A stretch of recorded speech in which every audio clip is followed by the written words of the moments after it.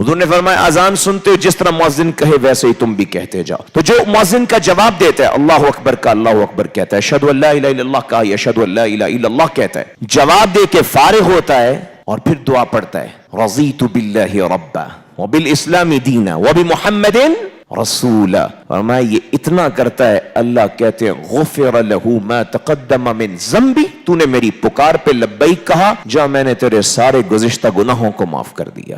اذان کا جواب دیا ہے, مغفرتوں کے پروانے آنا شروع ہو گئے. پھر حضور فرماتے ہیں کہ تم نے اذان سن لی, اب مجھ پہ درود پڑھو. اور درود حضور نے سکھا اللہم صلی علی محمد وعلی آل محمد کما صلیت علی ابراہیم. فرمائے ایک مرتبہ جو مجھ پہ درود پڑھتا ہے اللہ اس پہ 10 مرتبہ رحمتیں نازل فرماتے ہیں. اور پھر فرمایا میرے لیے اللہ سے وسیلہ مانگو. وسیلہ کہ اللہم رب هذه الدعوة التامة والصلاة القائمة آت محمدا الوسیلة وبعثه مقاما محمودا الذي وعدته. 2 لائن کی دعا ہے. فرمایا جس نے یہ اذان سنی, جواب دیا, مغفرت کے پروانے لیے, اب مجھ پہ درود پڑا, رحمتوں کا نزول ہو گیا, اب یہ میرے لیے 2 لائن کی دعا کر کے وسیلہ مانگتا ہے. حضور فرماتے ہیں وجبت لہو شفاعتی یوم القیامہ, قیامت کے دن آئے گا میری سفارش کو اللہ اس کے حق میں واجب فرما دیں گے.